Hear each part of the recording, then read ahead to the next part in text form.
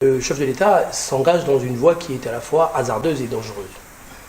Dangereuse pour la paix sociale, pour l'unité du pays. On en voit encore les preuves aujourd'hui avec ce qui s'est passé à Pont-Noir. Hasardeuse parce qu'il viole toutes les règles procédurales dans l'art. Avec là-bas des institutions habilitées à dire le droit. Des institutions qui sont désormais des institutions voyous, puisqu'à partir du moment où le juriste sort de l'éthique, il n'est plus juriste, mais il devient accompagnateur des politiques. Cela vaut pour la Cour suprême. Cela vaut pour la Cour suprême, pour la Cour constitutionnelle, et tenez-vous bien, cela vaut aussi pour l'Assemblée nationale qui est restée jusqu'à présent très silencieuse alors qu'il a des nombreux pouvoirs pour empêcher cette forfaiture. Le président Sassou commet une double erreur. Première erreur, il a décidé de changer de constitution en organisant ce qu'il appelle un référendum, alors que les bases du référendum ne sont pas connues.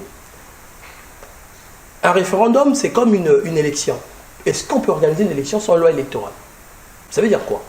Ça veut dire qu'avant d'organiser un référendum, il aurait fallu que le Parlement adoptât une loi portant régime de la consultation référendum.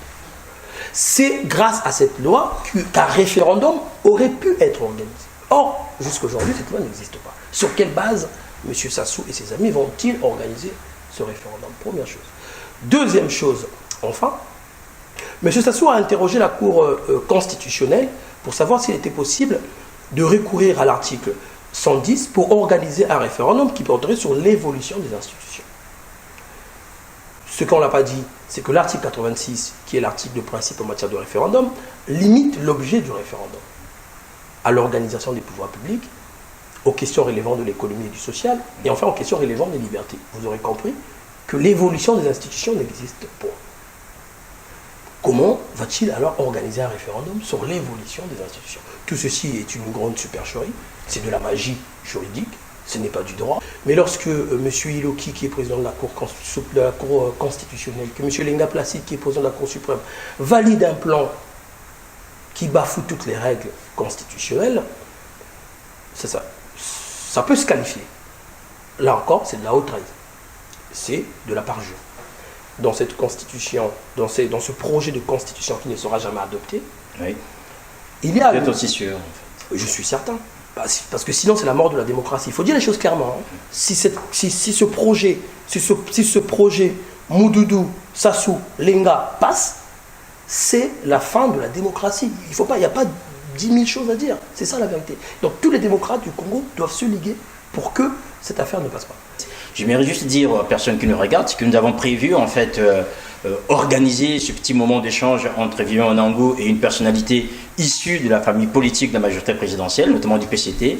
Malheureusement, on nous a fait comprendre que cela n'était pas possible, faute de disponibilité. C'est pour cela que nous avons M. Onangou seul sur ce Thierry Mongala qui parle des avancées. On évoque par exemple la place des jeunes. On sait quand même que dans l'ancienne constitution, dans l'ancienne, en fait, de la constitution actuelle, c'est de 2002. Pour être candidat à la présidence de la République, il faut avoir au moins 40 ans révolus, il faut avoir 15 ans d'expérience. Alors là, on ramène à 30 ans et 8 ans d'expérience. Est-ce que là, ce n'est pas une manière de donner de la place, en fait, et de rajeunir la classe politique congolaise? Le mieux, c'est déjà que M. Mongala dise à son chef qu'il se débrouille à l'entrée du travail.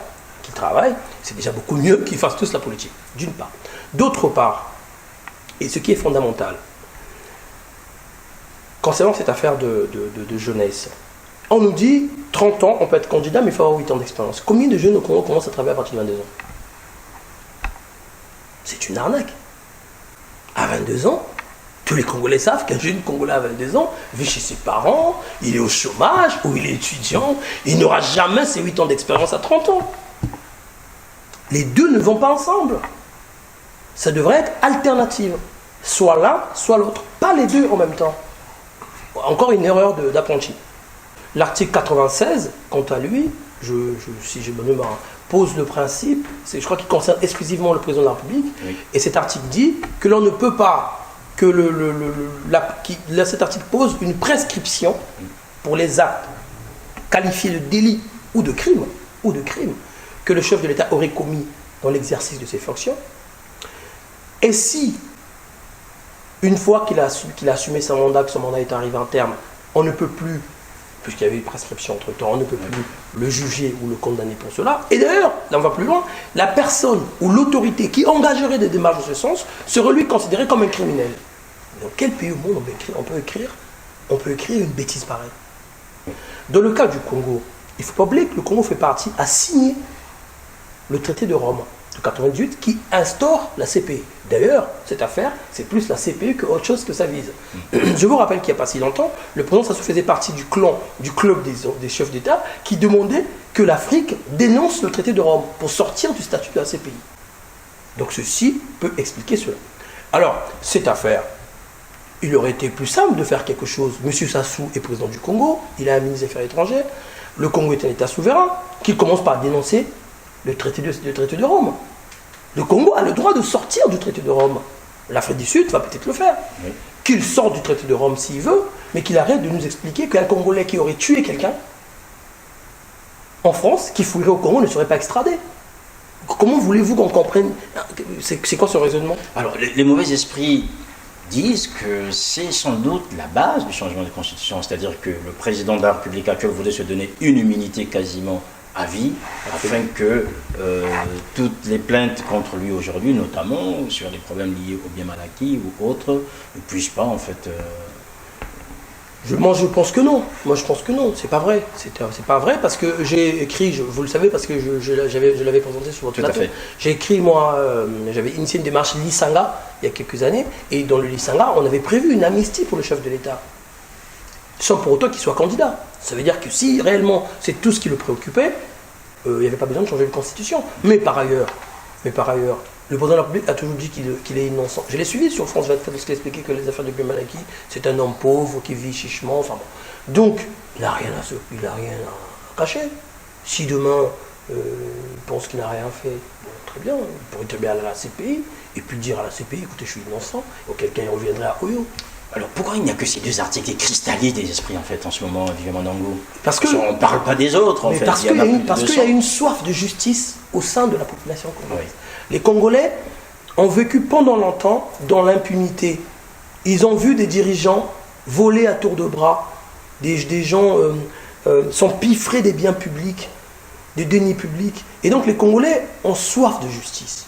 Et lorsque les Congolais sont alertés par des dispositions constitutionnelles qui tendent à institutionnaliser l'impunité, les Congolais réagissent. Cette constitution est une honte. Ce projet de constitution est une honte à la fois pour l'intelligence collective, parce que les Congolais sont des gens plutôt intelligents, mais c'est aussi une honte pour la famille des juristes, des constitutionnalistes. Comment on peut laver cette honte finalement? On lave comment? En retirant ce projet que j'ai qualifié de funeste dès le départ. En retirant ce projet, le chef de l'État a encore une porte de sortie, que je l'encourage à prendre cette porte de sortie. C'est laquelle? C'est de prendre son courage, comme il a fait il n'y a pas si longtemps, à la plus générale, c'est-à-dire demain, si le président m'écoute, prendre son courage, au palais du peuple, rapidement, si plateau bien, il s'adresse au peuple, comme le lui permet la Constitution. Chers compatriotes, je pensais que, voilà, mais je me suis rendu compte que le peuple congolais ne veut pas, le Congolais profond ne veut pas de changement de constitution. C'est pour ça que j'ai décidé, en mon âme et conscience, en assumant, de retirer le projet de constitution, plus de référendum le 25, et le calendrier électoral sera respecté. C'est-à-dire qu'en août, je partirai. Voilà, une belle porte de sortie. Est-ce que c'est pas un vœu pieux finalement, c'est un vœu pieux. Peut-être, ça peut être de la naïveté, ça peut être de... Mais croyez-moi, M. Makosio, M. Sassou a plus d'un tour dans son sac. Et il peut encore nous surprendre. Mais j'espère vraiment qu'il va nous surprendre. Vous savez que ça fait longtemps qu'on attend les surprises, ça n'arrive pas véritablement. Mais peut-être que cette fois-ci, on aura une belle surprise qui serait un très beau cadeau de Noël, finalement. Et c'est votre vœu? Ah oui, le plus cher, qu'il retire son projet funeste de constitution. C'est ça, constitution? C'est pas mon expression, mais c'est une expression qui est en ce moment sur le réseau, finalement. Bon, ça sert bien, je l'emprunte.